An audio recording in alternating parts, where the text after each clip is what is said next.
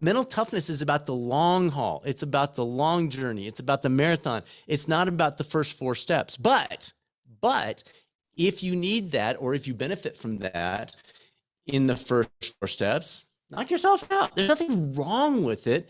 It's just not your sustainer over time. It's not the answer to mental toughness being sustained throughout the period of whatever you're doing. It might be an initiator for you, and that's awesome.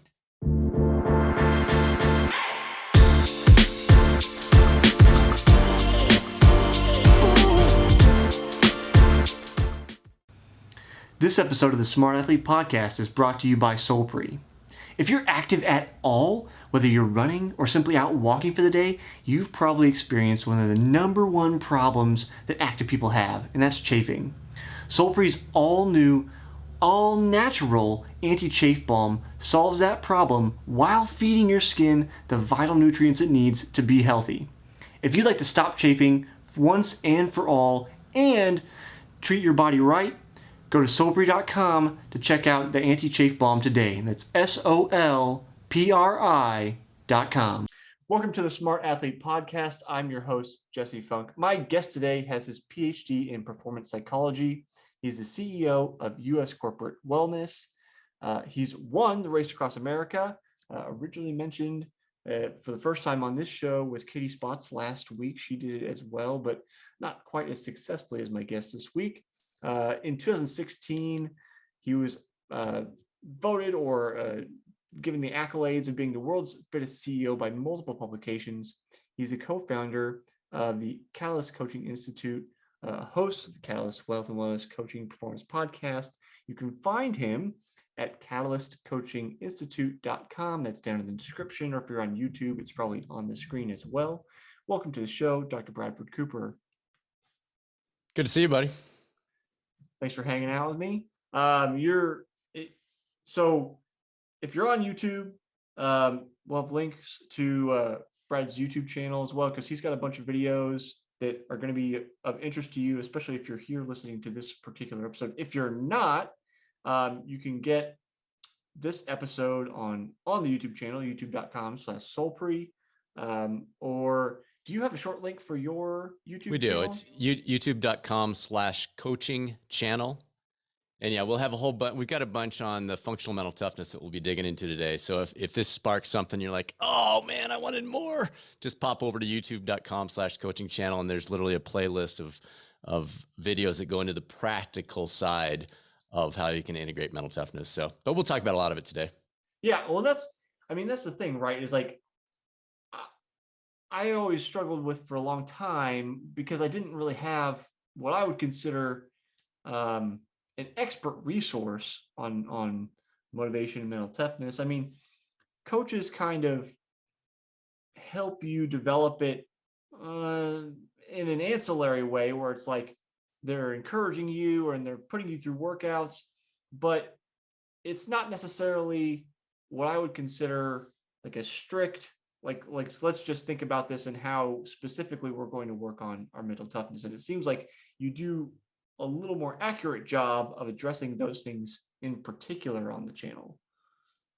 Yeah, we dig into each one. So, and we'll talk about this, but the way it's easy to remember is it breaks into 3 components when we looked at our research, and that's thrive, prepare, and activate. And then everything else falls under those aspects. So, and basically on the YouTube channel, you can pull up a video on thrive. You can pull up one on prepare. You can pull up one on activate, and how you can do that as a runner, or it's not just for runners. This is for life. This is for kids trying to get ready for finals. This is for parents that are struggling with a teenager that's, man, just things aren't going well. This is not an athlete only approach. This is for all of us, no matter what we're doing. The thing, I always feel like I can draw parallels between running and life. And I kind of espouse that philosophy. Or if you or the listener have watched Ted Lasso on Apple Plus, there's a character that always says soccer is life. That's kind of his thing. I draw these parallels between the lessons we learn in running, and then how they apply to the challenges and obstacles we face in life. But I don't know that everybody always gets those same parallels that I do. Um, is that kind of the angle that you're coming at, where you're like, let's talk about running, but we're not really talking about running, are we? Like, I think you had the video I watched about you're having a tough day, you're doing hill repeats in the mountain, and you weren't you like had gone too hard the previous day, and you were like, well, let's just see what I've got today and put in where I am. But then it was like, yeah, you're talking about hill repeats, but you're not really talking about hill repeats. Exactly. That's it, it's applicable to anything that we're doing. So hill repeats, yes, and yet it's just as applicable to that. You've got something to go on with work, or you're struggling with something else. It's this, as you said, running is very similar to life, and we can take valuable concepts from that, and it can turn things in the right direction. So if you're, I believe you work with corporate clients as well as athletes. If you're working with a corporate client and say they don't work out, do you say, all right, let's get you on an exercise routine, or do you just try to work with them straight from where they are? No, any health and wellness coach, and this is different from a personal trainer or a running coach or triathlon coach or something. But if you're working with a health and wellness coach that tells you what to do, you're not really working with a health and wellness coach. The key to qualified, credible health and wellness coaching is I have no idea what's best for you. That is inside you. We use things like motivational interviewing and intrinsic motivation to draw out of you what matters to you. So one of the red flags people can utilize, if you're talking to a health and wellness coach and they're telling you what to do, you're not actually talking to a credible, trained health and wellness coach. If you came to me and said, or let's reverse it. Let's say I'm your coach and we sit down, I say, hey, what do you want to work on? You say, this, and I say, well, that's a good idea, but instead let's start training this way. Let's do hill repeats. That's great if you're hired to be a running coach, but that's very different. Health and wellness coaching is not that. That's preaching, telling, teaching, dictating, and in some cases a coach must be a dictator, but not a health and wellness coach. Well, I mean, so I think about this from the marketing standpoint, that, I know in your industry, we've both seen the people that do exactly that, right? Follow my plan and everything will be bright as rainbows, right? Yeah, that's ridiculous. And it works because people want that easy answer, right? Just feed it to me. Just feed me the answer. Not all people, I'm generalizing. Sure. But is it possible, get people past the just feed me the answers to what it seems like you're saying of help me find the answers? You have the answer. I will help you find it. And even if we go to, let's forget health and wellness coaching. Let's talk running coaching. I think we can help some running coaches out there. Sure. So if I'm coaching you and you're a runner, I'm not going to say to you, Jesse, you need to do X, Y, Z. I'm going to find out, what are you working towards? Oh, I want to qualify for Boston. Okay, cool. Let's talk about Boston. What's your marathon experience? Oh, I've never done one. Okay. What have you done? I've done a couple of halves. I'm about to do my first full in 4 months. Okay. How important is this to you? It's important to finish or to run sub 3 or to set a master's record. Like what are we talking about? Let's define what we're talking about here, because running a marathon tells us nothing about the goal except where we're going to be on a certain day. You see people walking marathons in 7 hours. That's very different from the person who dials everything in and tries to set a PR or age group record or whatever it might be. So we got to define what we're talking about. Are we talking about finishing this marathon and saying I did it and getting the t-shirt, or are we talking about hitting that Boston time or being the age group top finisher or whatever it might be? So we dial that down. So we're finding out what matters to you. Oh, and you say, okay, Brad, I want to break 3 hours. Okay, cool. So what's your half marathon time? Oh, I went 1:18. Okay, so 3 hours is very reasonable. Now we just need to get the body's ability to sustain that for a longer period. We got to get your fueling down, that kind of stuff. So is that, what's your schedule look like? So do you see what I'm doing here? I don't come to you and say, here's your 12-week schedule. I don't know what your 12-week schedule should be. We got to find out, what are your goals? Where are we going with this? What do you define as a marathon compared to what I define as a marathon? And that's true for anything. So that's weight loss, that's sleep, that's financial fitness, that's relationship development, that is stress management. It is all of those things. So trying to figure out how to back this up and help myself. We were talking about before we got recording about how I've basically been up since before 4 this morning because my cat decided to throw up in our bed and wake me up early for my track workout. Thinking about, I know one of the components to thriving is getting adequate sleep and making sure that you're doing that, which I clearly did not do today. So I guess I'll role play. I'm coming to you today, Brad, and I'm low on sleep. I want to get all my things done. Like what should I do? Where do you start with me? Sure. So one of the exciting things we found in the sleep research is it didn't influence everyone equally. So sleep is critically important. If you catch me on the street and you say, hey, Mr. Wellness Dude, like, what can I do to improve my life? And you won't let me ask you any questions about yourself. We don't get to sit down. We don't get through. I just have to pick something out of the air. I would say sleep. Add 30 minutes. Your life will get better. Now, there are exceptions. You might already be sleeping 8-9 hours. Awesome. Probably fine then.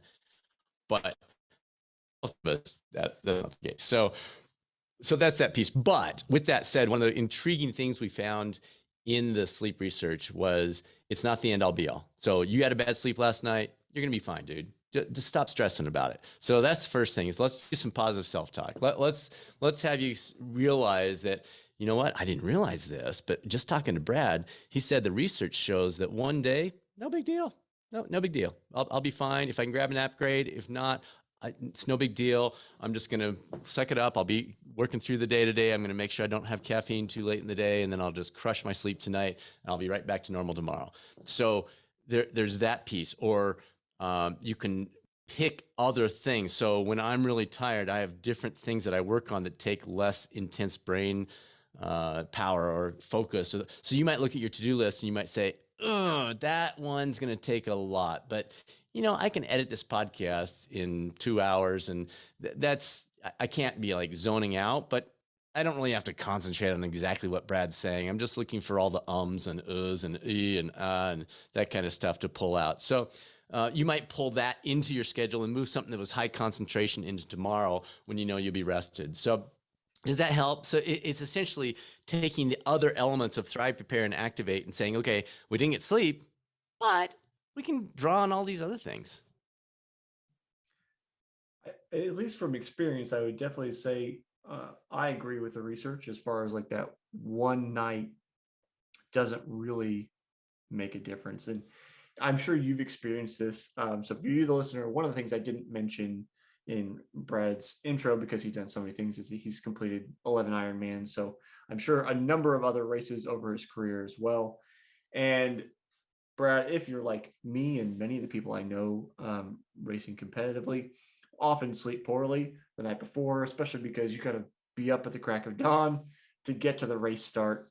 And I know when I was younger, I'll say stress sleep, but sometimes not sleep, thinking about, am I going to be up at the right time and all these kind of things. And eventually relaxed, got shorter amount of sleep, but realized that the amount of sleep I did or didn't get on any given race night had basically no bearing on how the day went. So is that your experience as well? Or are you like one of these miracle sleepers that still gets their 8 or 9 hours before race morning? Best case scenario, you're getting that sleep. Your performance will be better if you sleep well. But there's an old saying in endurance sports, I have not seen research on it, but man, and we all believe it so much, the placebo effect's got to be strong. And that is, it's the night before that right. has the biggest impact. And in my son, even, he's in med school now, and he still does that for finals. Like, he grew up running. He and I would go out running together. And he jokingly, but not jokingly, he'd say, well, I can't go out tonight because it's the night before the exam. So he was more worried about that piece than the night before.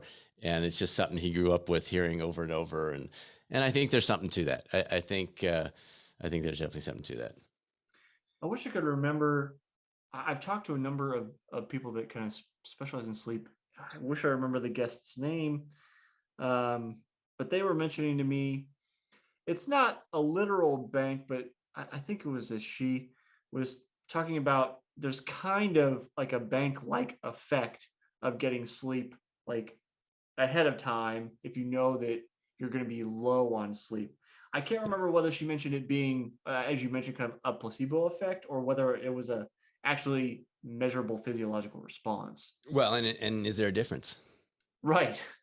I mean, placebo, it's so interesting when you look in details about the placebo effect. Even when you know you're given a placebo, it still works. Like, how crazy is that? So I have a green pill that's a sugar pill. And I say to you, Jesse, I want you to take this with your, and I can't remember the details of the study, but I think it was blood pressure medication. And I want you to utilize the blood pressure medication along with this green pill. And then over time, we're going to decrease your blood pressure medication, but continue to take the green pill. And they saw a leveling out similar to as if they'd stayed on their blood pressure medication. And again, I'm misquoting that study, but it's something along those lines. It's just so fascinating. So is there anything wrong with the placebo effect? No, that's totally fine. I use it all the time personally. It's something I come to with regards to like recovery routines. I know we're down all kinds of rabbit holes right now. So like I know very early on in the podcast, I had on Christy Ashwand. I don't know if you've read her Yeah. book. We've had her. Yeah, good. Yeah, we had her on the Catalyst Health Wellness Performance Coaching podcast early on. She's a great lady. Yeah, so I had her on when she was doing kind of her book tour, and the book goes through a lot. Like there are a few things in the book that's like, yeah, it's actually good for recovery, and a lot of it's like, yeah, maybe not so much. But I think a lot of it comes back to me in the sense of, is it decreasing performance? If no, then do you believe it's increasing your performance?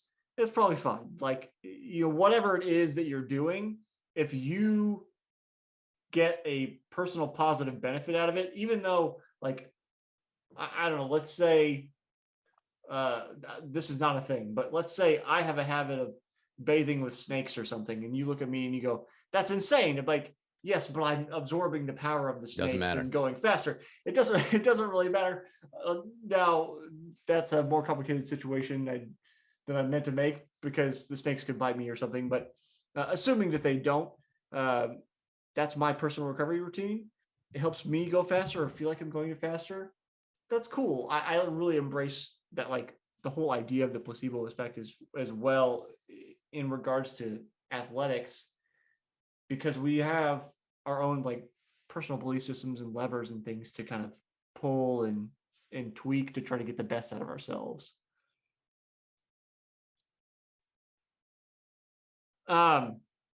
So I wanted to ask you a little bit more about when I watched the Thrive video, you've got kind of bubbles and categories of things that help you thrive. I assumed that they were in proportion to their effectiveness to helping you thrive. And the biggest one was like fuel and hydration, I think it was. If we don't get enough sleep, but we fuel well, are we going to be fine? No, the shapes are not in reference to the impact. Okay. Because the impact for you will be different than the impact for me. Gotcha. So it is completely individualized, but we have found, or other people have found, that those things have an impact. So if you're not fueling well, you don't have the literally fuel to make the best decisions. If you're not sleeping well, you don't have that ability to make the same decisions you would otherwise. If you're not, I've been married for 30 years, and if I'm in some kind of disconnect with Susanna, I'm not focused on the work or the workout or the race. by the same token, those things can add benefits. When I did the Race Across America, if you've watched the film, it's called Godspeed, the Race Across America. They did a movie about it, and you get it on, I think it's christiancinema.com. But there's a real interesting phase in there as I look back. Our daughter, Danielle, who's our middle child, all our kids were on the crew. There's a crew of 15, 16 people, depending on the time.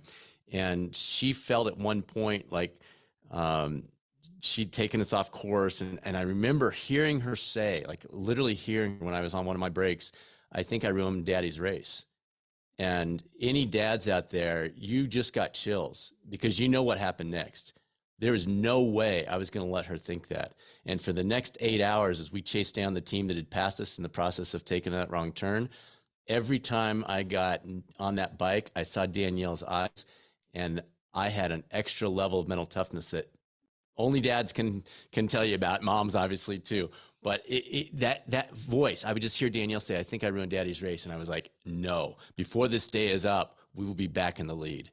And that was an incredible driver. And that's just an example of how the relationship piece can also be a positive driver, not just the disconnect being a negative driver.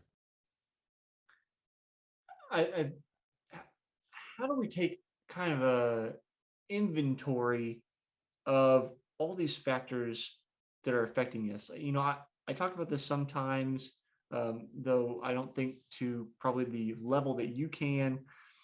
The interconnectedness of all the things that we do. You talking about the the relationships that we have, the things that we eat, how much sleep we're getting, the amount of stress that we're under, both eustress and distress.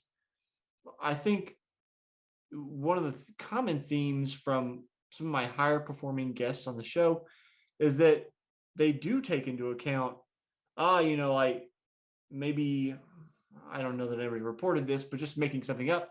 Oh, I had a argument with my significant other, and like that's stewing in my mind, and it either fuels or detracts from what I'm doing that day. So how do we go through the process of auditing, I guess, for lack of a better term, or inventorying where we're short, where we're in abundance? Make it super easy for you. I can send you a link for this. We put together an assessment called an FMT assessment. Mm-hmm. It's in that video. So if you go to the description section of that video, you can pull up that assessment, pop it up, and you can access that, and you'll be good to go. And so that's something you can go back through once a month, once a quarter, twice a year, whatever, and just say, okay, previously, because it'll identify your top 3 opportunities for improvement. And so you can identify those. You can start work on one of those. Don't overdo it. Work on one. And then as you enhance it, come back, do the assessment again, see if you've improved in that area. The goal with that assessment is not to increase your number. You are going to know the right answer. So don't go into it like, oh, I'm going to increase my score. We don't care what your score is. Stop. You don't care as a coach what the score is.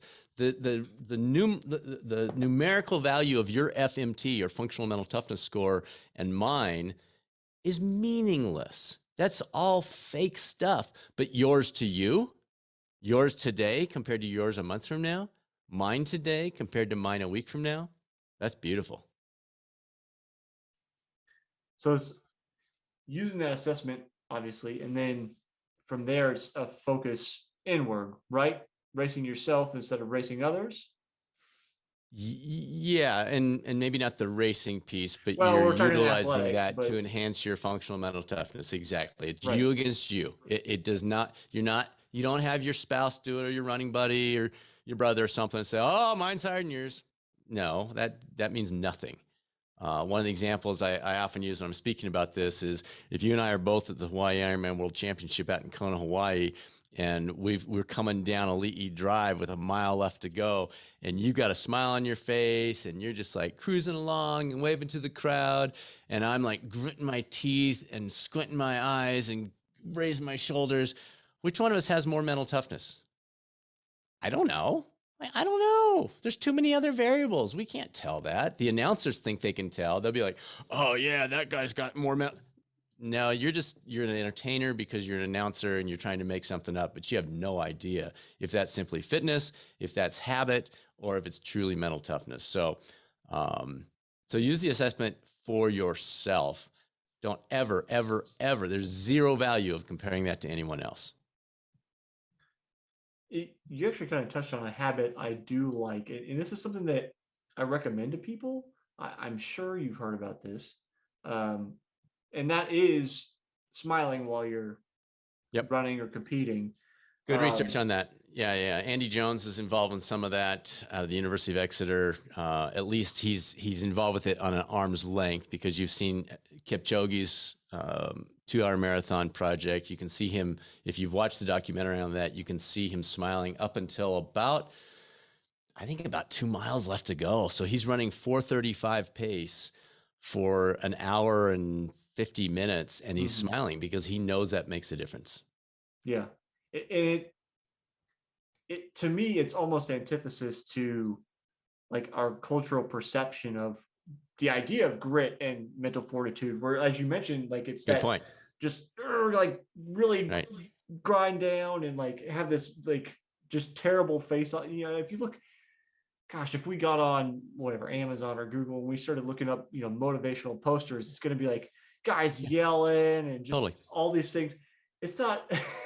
You're unlikely, I think, to find somebody who looks super relaxed and as if they're smiling. But from personal experience and the research seems that to flesh out that is a very effective practice. So I think that's one of the reasons I decided I wanted to study that for my PhD. Is I think the mental toughness videos out there, they don't know what they're talking about. Like, they literally don't know what they're talking about. It's not just ridiculous information, it can be harmful information. And I wanted to get to what does the research actually say, not what is some knucklehead who happened to be a good athlete in some specific area suggests that I should do in my life. What does that have to do with anything? They don't know what they're talking about. They just know inside, well, this helps me. Nice. That's great. I'm glad it helps you. It has nothing to do with the rest of the population. And anybody who follows you doesn't know what they're doing. So is there, I mean, are there common tropes? Are there common things that you see? I'll call them gurus for lack of a better term. Uh, these people that don't know what they're talking about, are there things that they lean on that you see and you cringe, or you go, that is, as you mentioned, actually harmful to people?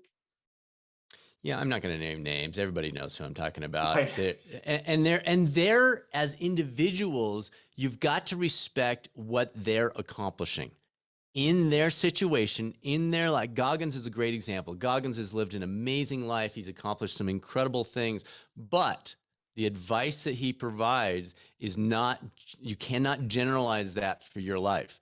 It is perfect for David Goggins. It is not perfect for you. And yeah, I respect the guy for what he's done with his life. He's an amazing man, and his information is not applicable to the majority of the population. I think about it sometimes like the idea of, have you had training friends or people, we're both in the endurance space, uh, that will try to take like just strictly copy and paste like a pro workout and be like, well, this is what I'm going to do. Cause like, Jesse Thomas did this workout and he's so great. So now I'm going to do this workout and it's going to make me great. And it's like, wait, like you're not Jesse Thomas, number one. You don't have his background, his fitness, his time, his recovery routine, his team. Like it reminds me of that, where again, like I mentioned earlier, that like, I want the silver bullet. I want the easy answer. Oh, I put a little more work in. I saw what the pros doing. That's what's making them great. Probably not. And so it's like the same thing. Okay, David Goggins or whoever it is, this is high performance individual. What are they doing? Are they doing 5-hour polar plunges? Are they doing, are they walking on coals, or whatever it is? Often flashy things, I think, catch people's eyes because it's so different. Instagram. Yeah, the Instagram reality we live in. So if you're still here with this conversation, thanks for enjoying long form content where we discuss the nuances of things. But it just getting people to step back and go, okay, can we use, like, since we're talking about Goggins, can we use him as an inspiration, but not necessarily like a direct one-to-one model for my life? Yeah, two quick things. So we had a super fascinating guest probably a month ago on the Catalyst Health, Wellness, and Performance Coaching podcast talking about superhero therapy. This is utilized in a counseling setting. So we're not talking about endurance athletes, but the application is, it fits here. And that's where someone like a David Goggins or a, Mark Allen or, Ryan Hall or whoever you want to pull out of the air, Rennie Carfrey, Chrissy Wellington. And where that works is you literally think, well, you said Jesse Thomas, what would Jesse do in this situation? Or one of my favorite workouts to do was the Prefontaine Classic, where you go out and you do 2400s. Like nobody needs to do 2400s, but there's just something special about doing something and you're like, this was Prefontaine's favorite workout. Well, we don't really know that it was, but it's fun to say that. Like I enjoy thinking maybe that I am doing something that this amazing guy did. So, there's that piece of it. And there is value to doing that if we're not pushing into the injury mode. So that can provide fun. And then the stuff that David puts out, or the posters you're talking about, or the motivational music, or the short fire up videos, that kind of stuff, that can provide the initial. So I'm not saying there's anything negative with that. If that gets you fired up in the car on the way over to the track, or you pull that out when you're getting ready to sit down, I'll pop on AC/DC sometimes when I'm starting my day off. That's fine, and there's value to that in the first couple of minutes. But don't think that that's going to sustain you. Mental toughness is about the long haul. It's about the long journey. It's about the marathon. It's not about the first 4 steps. But if you need that, or if you benefit from that in the first 4 steps, knock yourself out. There's nothing wrong with it. It's just not your sustainer over time. It's not the answer to mental toughness being sustained throughout the period of whatever you're doing. It might be an initiator for you, and that's awesome. That kind of brings me to a kind of cynical question I have to ask you. Sure. And it's the idea that, as a preface, I was really obsessed with motivation for a long time. I felt like I've got a lot of motivation. I've got enough motivation for everybody. And then over time, I've kind of gone, is it really motivation that's driving me forward? What is driving me forward? And then I go, does motivation matter? Is it simply, at this point, habit? Does motivation matter at some point, especially as you mentioned that like initial burst kind of thing? Is it even needed to continue with success, however you define that? So let's define that first. Sure. Because that's key to the question. What are we talking about as success here? What is your scenario that we're defining success? Excuse me. I guess I'll use a personal current goal. Okay. I'm trying to get back under 17 for 5K. Okay, perfect.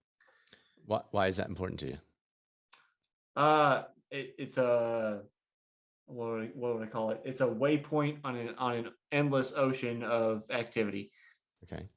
So this is something that's very important to you in terms of your identity as an individual, as a runner, as a podcaster. I guess so. I mean, for a long time, I've identified myself by accomplishments. I think in part, it gives a sense of purpose to why I'm working out. I enjoy the workouts themselves, but without something to focus on, it's probably more like feeling of like being rudderless. Okay. Just like doing workouts, but what are the purpose of all these workouts? So the sub 17 has become your running Northern Star, if you will. Sure. It's what you wake up and look at and say, that's where I'm heading. Yeah, I would say most Okay. days. Sure. Okay. So that's beautiful. And that is your intrinsic motivation. Now, if I came to you and said, all right, buddy, here's what we're doing. We're breaking 17. You with me? Can you do this? Come on, get fired up. I can get that endorphin going with you initially. But when I leave, when you leave the track, when we're not together, when I'm not giving you my little rah-rah, you fall back to what matters to you, not what matters to me. So I don't know if you know the term motivational interviewing. I mentioned earlier, but Bill Miller created that along with Rolnick 25, 30 years ago. And we had him, he was actually our 200th episode. Unbelievable conversation. So this guy created motivational interviewing, and he gets into that aspect of using the motivational interviewing, not motivational interviewing, and then that draws us across the line to intrinsic motivation of what matters to you. So in your description, this is really important to you. That's awesome. That is perfect. It's intrinsic motivation. It's not extrinsic. It's not, you're not going to win $1 million. You're not going to have your podcast blow up all of a sudden because you did such and such. It's intrinsic. It's part of who you are. And that's when it's really exciting. That's when it's most powerful. This makes me jump tracks a little bit, but I wonder about, do you ever have clients who have what I would refer to as a misalignment of intrinsic and extrinsic motivation? So say they're obsessed about, I want the trophy, I want the money, I want whatever it is, but then internally that doesn't, like, what they really care about intrinsically doesn't really line up with those outward motivations. So externally, there's a trophy. Internally, they don't care about the trophy, because that motivation could be the trophy. That could be intrinsic motivation. No, I absolutely understand that. I'm just curious if you ever experienced like a misalignment or maybe not a misalignment so much as, like, say, like, I'm interested in breaking 17 again, just because that's my personal interest. It's just the thing I've decided on. Right. But let's say, I'm trying to think of a well, so that's consistent with you. So I wanted to break 5-minute mile at age 50. So very similar type of goal. Right. And it's exactly what you described. It got me to the track more consistently. It changed the way I was training, a little less mileage, a little more speed work, that kind of thing. So it's a wonderful element. Your why is very clear. My why was very clear in that situation, and that was able to drive things. Maybe what you're getting to is when you don't understand why you're doing what you're doing. You just get up and you go running, and people are like, hey, how come you're doing another marathon? Because I'm not really sure. I guess just because that's what I do. And that's the person you want to encourage to say, okay, might be worth a conversation here.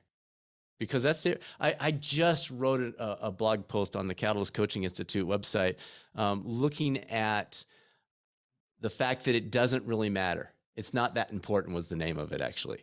And it looked at realizing that these things that we put so much stock in, we want that KOM, we want that course record, we want, on Strava, or we want that 5-minute mile at age 50, or that 17-minute 5K, whatever it is. When we step away for whatever reason, maybe it's injury, maybe it's something else, and we realize nobody cares, Jesse. Right. Nobody cares. And what I said in the article is, okay, maybe the person in front of you and the person behind you cares, but your family doesn't care. Your friends don't care. Your parents, your brother, your sister, your neighbor, they don't care. It's a conversation piece. They'll ask you about it. They'll say, way to go. Good job, Jesse. That's awesome. But they don't really care. It's a conversation piece. They want to be nice. But folks, we put so much stock in this. It's our hobby. If it's having a negative influence on something else, We need a review session with ourselves. I think that's where I was trying to get my brain to formulate is like maybe I was after like the misalignment of trying to have accolades or whatever to gain status where as you mentioned, nobody cares. Nobody cares. I mean, right? now, if you're an Olympic athlete, Well, it's yeah. a different conversation. If you're a professional and you earn your money, if you're, Yeah, you need. I mean, it was fun watching the Boston Marathon results the other day. If you're finishing in the top 10, people care. Like, it matters. It's your career. It's your shoe contract. That's a different question, but Right. that's not you and me. As competitive as you and I might be, as well as we do in races, no one really cares. Right. So if you say to me, I've got to go do my long run, I will turn to you and say, you're using the wrong word, buddy. You get to do your long run. This is your hobby. It's not your job. Don't tell me you've got to go do anything. So I think we lose perspective, especially in the endurance world where we're triple type A, we're super driven. And then in the world of social media, we think people care. They don't care. They don't care. So if you care, that's awesome. It's a valuable hobby if it's in perspective.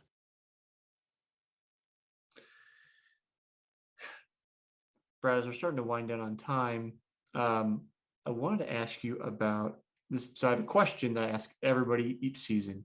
There's a new question every season. I'm hoping you've got a really solid answer to this because I think you've got a lot of these. Feeling pressure. Yeah. Put it on. Wait, let me work on my mental toughness. Hang on just a second. Just kidding. Okay. No, you've got a lot of these. I mean, we're talking about defining success. I'm sure you've done that. So my question this year is, how do you celebrate your wins?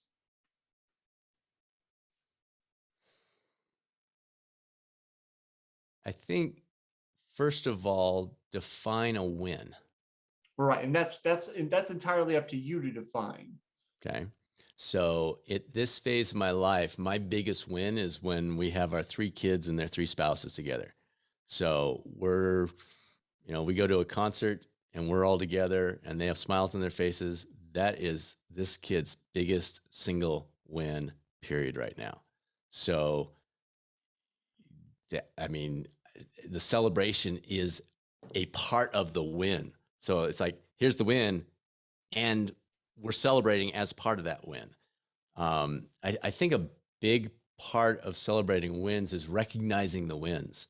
It's so easy to fall back on complaining about everything and griping and whining and being disappointed and thinking, oh, I can do better, especially in the context of mental toughness. Like, I could do better.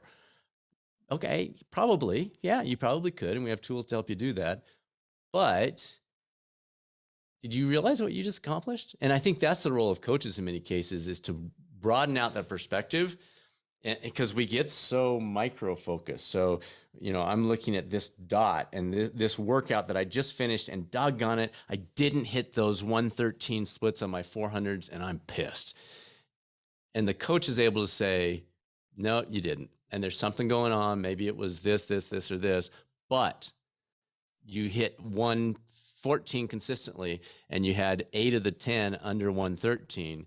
And did you know that 6 weeks ago, you couldn't break 118? There's a win. Like, that's a win. So I think the answer for the coach in that is to broaden out this perspective from this micro analysis to the macro. And for the individual, it's just clearly define what is a win. And am I tuning into those, or I'm just wandering around whining all the time? See, no pressure. I knew you have a good answer. Brad, we mentioned it a few times, but if people want to get in touch with you, see what you're up to, any of that kind of stuff, where can they find you? Yeah, a couple spots. So the website, you can contact me through that. It's catalystcoachinginstitute.com. We just published our 215th episode of the Catalyst Health, Wellness, and Performance Coaching Podcast. If you're a runner, you'll love some of the folks like Ben Cohen and Ryan Hall and Rennie Carfrey and Craig Alexander and Chrissy Wellington. If you like the science side of it, it's all evidence-based. So we've had, as Jesse said, he had Chrissy. We've had her here as well. We had Alex Hutchinson, who wrote Endure. Just unbelievable. I've been and I'm sure you feel this way too, just the willingness of incredible people to come and share their knowledge is unbelievable. So that's a great spot. And then if you're on Twitter, I two things I do on Twitter. One is share research studies and things that I'm discovering that'll help performance and life in general. And then Colorado State Rams. So you'll see a little bit of Colorado State Ram basketball and football stuff in there too. So anyway, yeah, it's fun doing this, Jesse. I appreciate it. Yeah, thanks for hanging out with me. Anytime.